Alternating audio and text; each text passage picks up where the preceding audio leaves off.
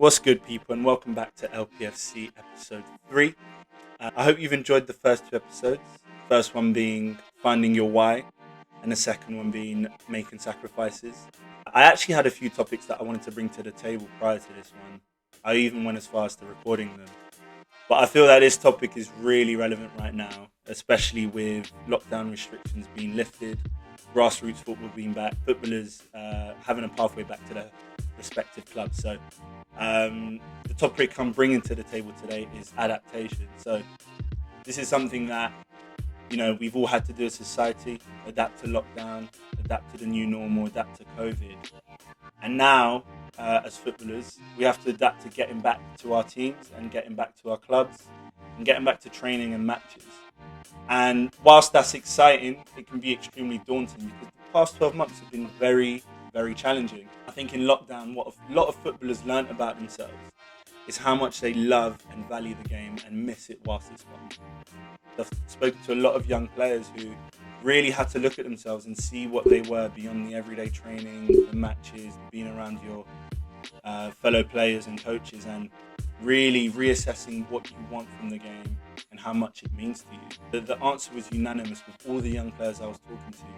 They missed the everyday of it, the structure of it, the routine, which at times maybe they didn't like or didn't know how much they liked it or were used to it whilst they had it every day. But footballers really missed that. And I know you listening probably really missed that as well. And now we're in a position where we're getting that back and we're excited to be back, but we're also a bit nervous. Is my touch going to be rusty? Are my jokes going to pop as much in the dressing room? Are my coaches going to criticise me a lot more than they used to? Am I going to be more nervous playing in front of people? A lot of things come into mind. Mentally, it was very challenging. A lot of talk about mental health has been spreading, and rightfully so. And as I've said previously, footballers are taught to just get on with it, on to the next game. Don't talk about your feelings. Don't talk about what's affecting you. And I think during lockdown, we're seeing a lot more conversations about how it affects us not having what we've always known. And that's that training every day, leading up to matches, being around your teammates, being around your coaches, playing in front of people.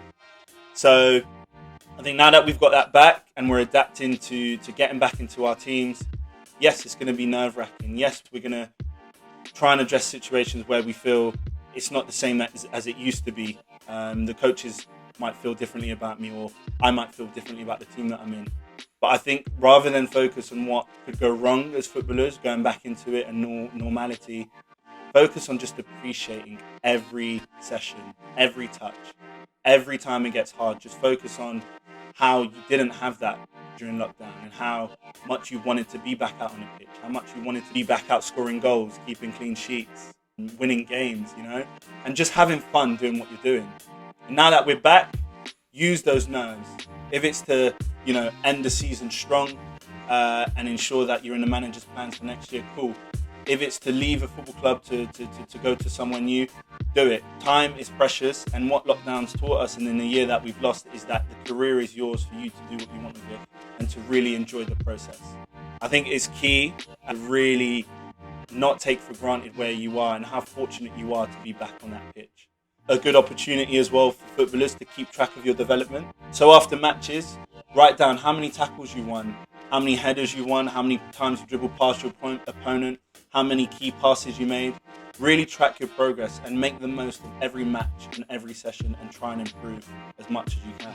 I think it's key to end this season strong if you are still playing, and make sure your next season is the best that you've ever had, because in the time that we've lost as footballers, this is an opportunity for you to really step up. So my advice to you, enjoy it, adapt again, get back onto the field, make every session and match count, and be grateful for the career that's been put in front of you, because we're fortunate to have football back and we can't ever take it for granted again. Now, I guess you're wondering why I've got this Arsenal shirt behind me. I guess I just wanted to show on a small scale how I've had to adapt as a football fan. Arsenal used to be the best team growing up when I was young. One of the best teams in Europe, the best team in the Premier League. And now we can't even get to the top 6. So I've just had to adapt as a football fan and manage my expectations. And I'm happy because I know where Arsenal stand and I know how they're going to perform. But unlike Arsenal, each and every one of you listening right now is going to improve and reach your potential, and next season is going to be your best one yet. So you've been tuned into LPFC. Thanks again for listening. Episode 4 coming soon, but in the meantime, please like, subscribe, share, put those notifications on so you'll be the first to know when I release some new stuff. And I hope to see you real soon. We're past the worst of it now, guys, and let's look forward now that lockdown's been lifted and we can go about our business. Let's get it. LPFC episode 3. See you soon.